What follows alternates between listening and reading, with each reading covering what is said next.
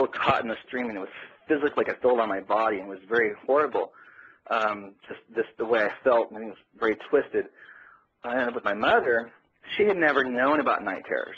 She had never known about the fits I'd go through when I'd wake up, or that I would sleepwalk, and that I would I would jerk my head to one side. I had all the little twitches and tics, I used to call them. And so with her, it was just don't do that. So when I wake up with night terrors, I would just lay there in the bed and just shake and convulse coming out of the dream and have to tell myself, it's okay, it's okay, it's okay.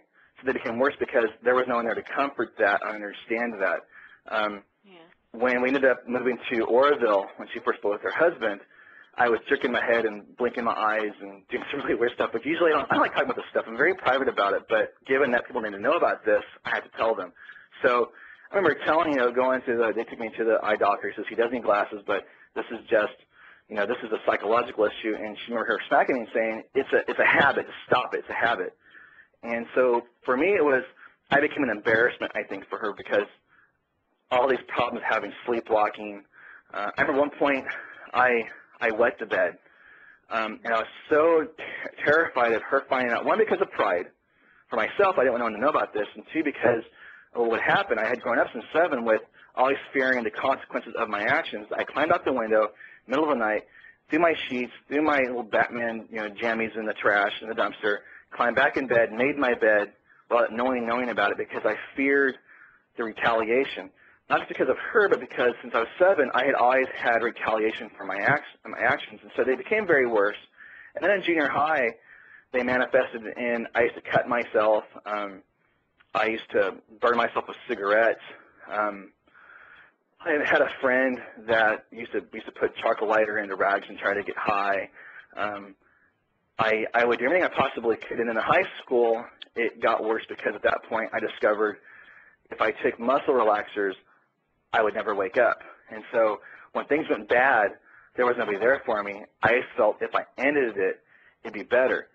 And the really weird thing was during all of that, someone was telling me, tomorrow might be better. Tomorrow might be better. And I'd always been talking myself out of it, or I'd quit burning so bad. But I have a lot of scars from the burns. I have a lot of scars from the cutting. And that was because that's how I felt pain. If I got a bad grade, I cut myself, or I hit myself, or whatever else. So today, today you also feel some pain. Do you think any of that was? I like to think that sometimes the bad things that happen to us, and continue are the waking up process that the universe has for us, and it was waking you up. And I'd say that maybe what you feel today is the waking up process that the universe had and saying, can you wake up? You have a purpose. You need to do something. So you went through all of this bad stuff. You were abducted. You're telling people, your deepest, darkest secret, but you're doing it for a reason.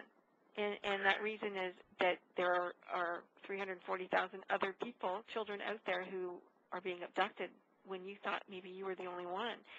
And so what's your goal now? What is it that you want to accomplish with your book, with speaking to people? What is it that you want to have happen? Well, I've been very fortunate. I guess you'd say that I did have an injury. I was originally in the military, and it cost me a spinal injury. And I had to set back basically and had to reevaluate my life. And into that, I've always survived. I've always come through. And sometimes I felt like, a loser, nobody, life stuff, there's nothing there for me with the life. But I always managed to bounce back. And I was fortunate enough to go to a Homeland Security conference with a really good friend of mine named Beth Alberts from the Center of the Missing, and Tim Noel from Beyond Missing. And I found that 340,000 children every single year on average are abducted by their parents. A quarter of them are violent. But no one was speaking out. No one was standing out and saying, hey, I can tell you. And what I found was when I was first allowed to speak, people they had no idea. They felt that parents always took care of their children. They always, wanted to, to help them.